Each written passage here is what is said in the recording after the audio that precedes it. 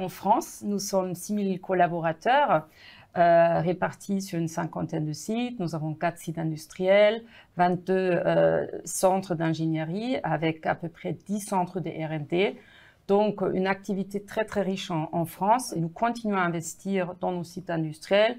Chaque année, plus de 10 millions d'euros pour les moderniser, pour les automatiser. Et une très belle reconnaissance, en effet, est le fait qu'on a reçu notre site à Haguenau, à l'est de la France, le label de la vitrine de l'industrie du futur. Donc, pour nous, c'est une très belle reconnaissance et montre que Siemens est vraiment engagé à investir.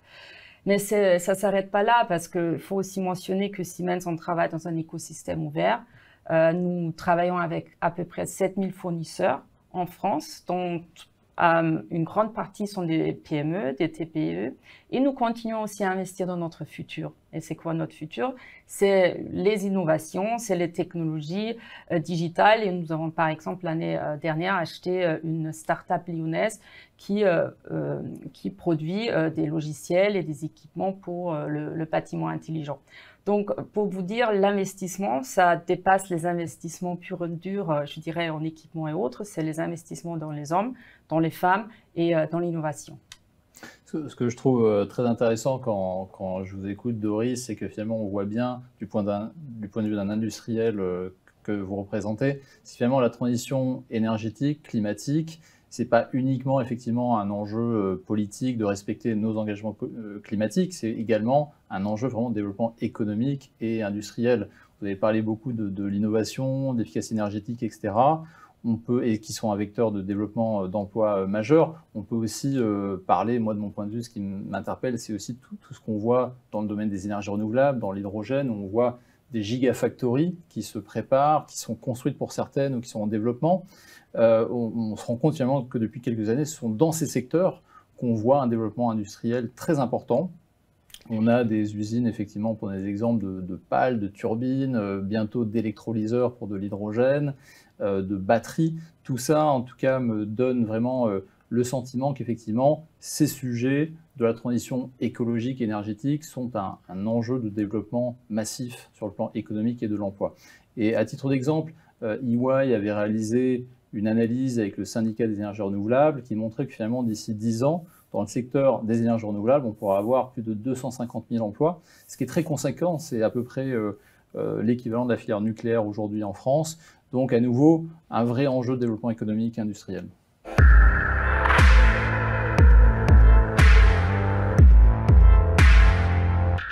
Alors dans le baromètre que publie EY sur l'attractivité de la France, quand on a posé cette question, ce qu'on note, c'est que pour 46% des répondants, la France est une destination qui est attractive pour les entreprises qui placent le développement durable comme un élément au cœur de leurs préoccupations stratégiques. Alors pourquoi? Ça s'explique à notre avis, parce que d'une part, certains industriels vont chercher déjà un approvisionnement en énergie décarbonée, et c'est vrai que la France a l'avantage d'avoir une électricité qui est très décarbonée, grâce essentiellement au nucléaire, mais également aux renouvelables. Certains vont aussi privilégier le fait d'avoir un cadre réglementaire, législatif, qui est très exigeant en matière environnementale notamment, ce qui peut être une source de contrainte, mais qui est aussi une source d'opportunité en développant le marché de technologies vertes. Et par rapport à cela, EY fait également un focus sur l'attractivité des marchés des énergies renouvelables. Je reviens sur ce sujet. Et depuis quelques années, la France est régulièrement dans le top 5 finalement des destinations, puisque là aussi, pour des investisseurs qui sont intéressés par les technologies bas carbone, ils considèrent que la France a l'avantage d'avoir mis en place un cadre clair, une visibilité finalement sur le développement de ces marchés, avec des objectifs à long terme, avec une programmation pluriannuelle des investissements en matière d'énergie. Entre guillemets, c'est une forme de planification écologique qu'on a déjà. Et donc ça donne de la visibilité pour les industriels. Et là aussi, je pense que c'est un élément qui est très important. Tout à fait, je peux confirmer ce que vous dites. C'est un élément clé. Siemens a aussi, depuis quelques années, complètement basculé vers un approvisionnement en électricité pour tous nos sites 100% renouvelables. Et c'est plus facile en France peut-être que par ailleurs. La décarbonation, l'efficacité énergétique, c'est devenu entre-temps vraiment un sujet qui est discuté au niveau C-level. C'est pas quelque chose qui est juste un sujet du responsable de production ou du patrimoine. C'est devenu un sujet qui est dans la préoccupation des CEO. Et pour Siemens, qui a dans sa stratégie et sa volonté justement de contribuer aux grands enjeux de la société, ça fait partie de notre cœur de stratégie. Donc notre volonté, c'est de pouvoir proposer des solutions de décarbonation à nos clients et en même temps de les mettre en œuvre chez nous. Et d'ailleurs, Siemens était la première société internationale qui, après les accords de Paris, a pris l'engagement d'être neutre en carbone en 2030. Et donc, nous avons pris cet engagement et nous l'avons intensifié en disant en 2050, on va l'être aussi à travers toute notre chaîne de valeur.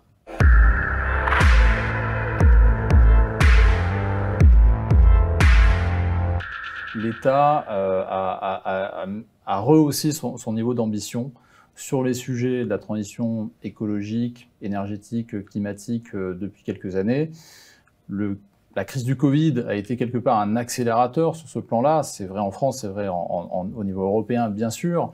Pour le cas de la France, ça s'est traduit par un plan de relance et de résilience, donc de 100 milliards d'euros, dont à peu près un tiers, 30 milliards, sur 2 ans, sera dédié à ces questions-là. Et ce que l'on a pu noter, c'est une accélération massive sur certains sujets. Je prends le cas de la rénovation énergétique des bâtiments. On a un programme de près de 7 milliards, 6,7 milliards exactement sur ce sujet, ce qui est énorme. Le plan hydrogène, qui a été annoncé à 7 milliards, qui a été ensuite rehaussé donc, avec 2 milliards en plus, donc 9 milliards, sachant qu'il y a quelques années, on a un plan hydrogène de 100 millions d'euros. Donc on est passé de 100 millions à 7 puis 9 milliards. Après, on peut aussi dire que si on veut répondre à nos ambitions, c'est-à-dire finalement dès 2030 atteindre le Fit for 55, donc l'idée de réduire de 55% nos émissions de gaz à effet de serre, l'enjeu est énorme. C'est en 8 ans, donc 8 ans c'est demain, et d'après certaines estimations, on peut dire qu'il faudrait sans doute 45 milliards par an, donc beaucoup plus que ce qui est prévu à l'heure actuelle, d'investissement sur ces questions. C'est beaucoup, mais c'est aussi porteur d'emplois. D'après nos estimations, on pourrait créer 2 millions d'emplois sur ces sujets. Donc là aussi, on rejoint l'idée de dire que c'est un impératif climatique, mais c'est aussi un vecteur de développement économique et d'emploi. Tout à fait. Je pense que c'est vraiment un avantage compétitif de la France d'avoir une bonne partie de son électricité décarbonée. D'ailleurs, ce que nous utilisons chez Siemens, 100% de l'électricité utilisée par nos sites industriels et tertiaires sont décarbonés et renouvelables et basés sur des énergies renouvelables. Mais il faut aussi se dire, le mieux c'est de ne pas consommer ou de consommer moins ou de consommer de façon plus intelligente. Et pour cela, à mon avis, tous les éléments, toutes les technologies qui permettent d'adresser l'efficacité énergétique sont absolument primordiales. Et donc, il y a heureusement, en France, il y avait dans le cadre du plan de relance et dans la réglementation autour du décret tertiaire, du décret BAX, il y a des mécanismes qui incitent justement à améliorer l'efficacité énergétique. Donc, par exemple, accompagner une grande entreprise pharmaceutique dans leur amélioration d'efficacité énergétique en leur proposant des contrats de performance énergétique qui sont financés entièrement par ces aides et à peu près complètement neutres en trésorerie. Donc, il faut donc la bonne collaboration entre les mesures, entre ce que les industriels sont en train de faire. Et ça, dans tous les domaines. Pour prendre un dernier exemple, c'est la mobilité électrique. Ouais. Et là aussi, l'ambition, elle est grande. L'objectif 2021, c'est d'implémenter 100 000 bornes. On a atteint à peu près la moitié. Et l'objectif pour 2030, c'est 7 millions. Donc ça, c'est un plan gigantesque et nous sommes aussi heureux de pouvoir contribuer avec nos moyens à ça, avec les gammes de produits autour de bornes de recharge pour voitures, pour bus et pour camions. Et on voit que le marché est complètement en train d'exploser. Donc, l'enjeu lié à ça, c'est bien sûr aussi la stabilité et la puissance du réseau électrique pour gérer aussi toutes ces pics de demande et de faire fonctionner ce nouveau système.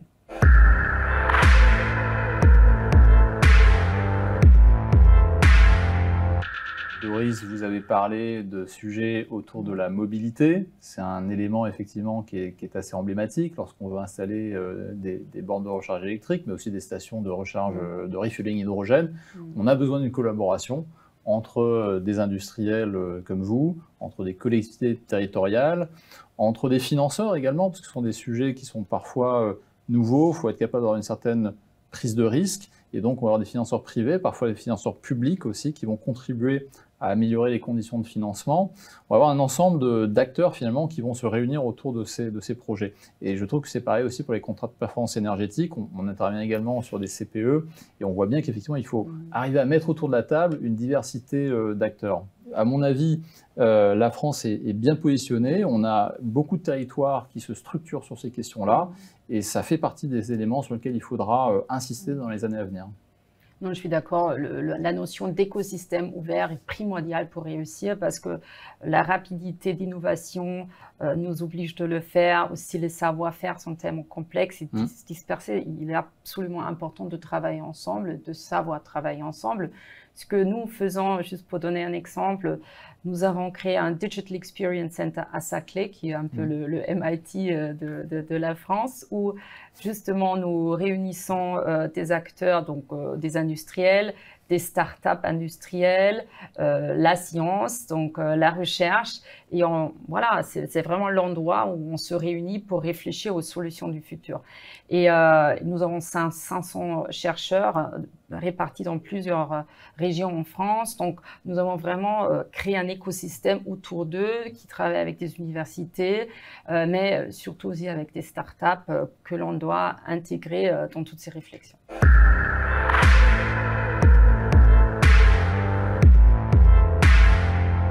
On a des objectifs, on a des plans, que ce soit en termes de stratégie nationale bas carbone, que ce soit en termes de planification des investissements dans l'énergie. Ce qui me semble important, c'est qu'on puisse garder cette stabilité et surtout qu'on exécute. C'est-à-dire qu'on mette en œuvre finalement ce qu'on a décidé, qu'on respecte les ambitions qu'on s'est soi-même fixées. Le deuxième élément, c'est pour moi autour des compétences. C'est-à-dire que je pense qu'il est important de pouvoir faire évoluer notre dispositif de formation, que ce soit dans l'enseignement secondaire, que ce soit dans la formation continue, pour préparer finalement l'évolution des compétences vers toutes ces nouvelles technologies, ces nouveaux métiers autour de l'efficacité énergétique, autour de la décarbonation de l'industrie, autour des énergies renouvelables, etc., etc. Il y a énormément de sujets sur lesquels il va falloir faire évoluer les compétences, reconvertir aussi des compétences, et ça va être un enjeu majeur. Vous avez dit déjà plusieurs des éléments que j'aurais aussi cités, plusieurs axes, et je vais revenir sur la question des compétences à la fin. Premier axe, il faut absolument maintenir cet environnement très favorable pour la recherche et le développement, crédit un peu recherche et ainsi de suite, parce que comme ça, la France a un niveau de compétitivité d'un point de vue coût voilà, qui est quand même assez convaincant. Donc, il faut absolument maintenir ce point-là. Deuxième sujet, par rapport à la réindustrialisation, oui, il y a les grands groupes, il y a les PME, mais il faut à tout prix créer aussi de nouvelles entreprises industrielles, des startups industrielles. Après la French Tech, maintenant la French Fab. Et pour cela, il faut enlever un peu les barrières parce que c'est plus difficile d'investir ou de créer une startup industrielle parce que ça nécessite beaucoup plus d'argent que peut-être une startup dans le tech. Et pour cela, les mécanismes doivent être adaptés. Troisième sujet, la simplification, c'est extrêmement complexe. Pour nos clients, on les voit tous les jours de trouver les bons mécanismes. Où est-ce que je peux demander de l'argent? Comment est-ce que je structure les choses? Et on a vu des clients qui n'ont même pas osé intégrer, par exemple, une subvention dans leur calcul de ROI parce que c'était tellement non clair s'ils vont l'avoir ou non. Et ça met parfois en question même l'investissement parce que c'est pas clair est-ce que je peux le financer ou non. Il faut qu'ils prennent des consultants. Voilà. Après, voilà, tout le volet, bien sûr, il faut continuer à travailler l'aspect fiscalité, droit de travail. Hein, on n'est pas encore là où on devrait être. Et le dernier sujet sur lequel que vous avez aussi élaboré, c'est les compétences. Hein. Tout ça, ça va rester un rêve si nous n'avons pas les bonnes compétences en quantité et en qualité, formation, apprentissage. C'est un sujet qui nous tient à cœur. Siemens forme dans le monde entier 10 000 apprentis. En France, 400. Nous sommes dans l'Union européenne derrière l'Allemagne, le deuxième pays pour former des jeunes.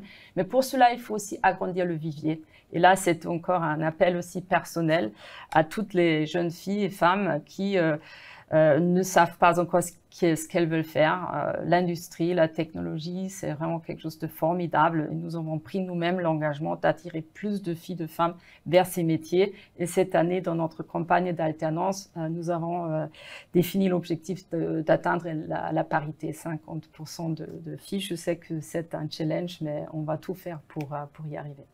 Par rapport à ce que vous dites, Doris, je suis tout à fait d'accord sur ce que vous avez dit. Et en particulier, vous mentionnez le fait que dans les sujets de la transition énergétique, écologique, c'est souvent effectivement des projets qui sont plus capitalistiques que dans d'autres secteurs. Et vous avez raison, en France, on a réussi à faire émerger un certain nombre de start-up, notamment, et on a souvent du mal à les transformer en ETI, en société industrielle, etc. Et là, il y a souvent finalement une barrière pour faire le scale-up industriel. Ce sont des étapes qui demandent pas mal de capitaux, où il y a encore beaucoup de risques qui ne sont pas encore complètement couverts. Et c'est à mon avis l'un des éléments sur lequel il faut que notamment les pouvoirs publics réfléchissent au type de levier qu'ils peuvent avoir pour aider ces startups à franchir le pas, franchir le cap de ce scale-up industriel.